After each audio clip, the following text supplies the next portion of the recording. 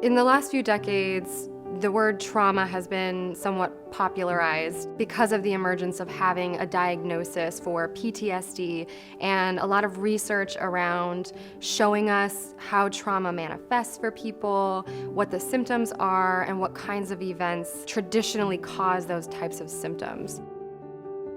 From a post-traumatic growth perspective, we tend to view trauma as a more broad and more subjective experience. And what that means is that trauma really happens when your system of core beliefs that are fundamental beliefs we hold about the world become challenged or shattered by an experience or a set of experiences that happens to us. It can be the kind of experience that we see in the clinical definition, like witnessing the death of someone or having a really violent experience happen to us.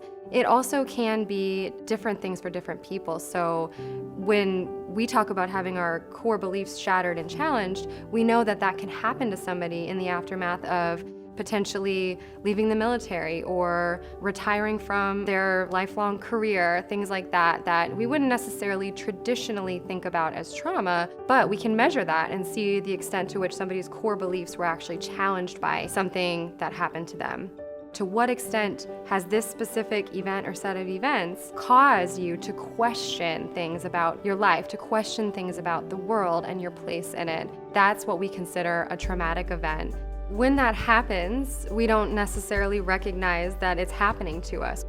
A really common part of the post-traumatic experience is to think, oh, I didn't have a trauma, I don't qualify for that. Other people have it worse than me. But the truth is, when our core beliefs become challenged by an event that's seismic like that, it's the equivalent of a mental earthquake, right? So we use the term seismic to describe this disruption to, or this shattering of, or challenge of our core beliefs.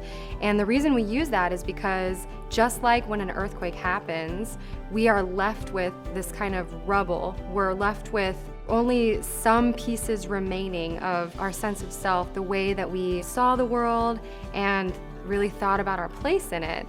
So when we're confronted with that in the aftermath of a traumatic event, we're kind of forced to take inventory, if you will, of all the different pieces that might now not fit. Over time, the process unfolds where we start to accept what has happened, and in fact, it provides the opportunity for building new core beliefs that drive our behavior, and that's where the opportunity for new life paths comes from in post-traumatic growth.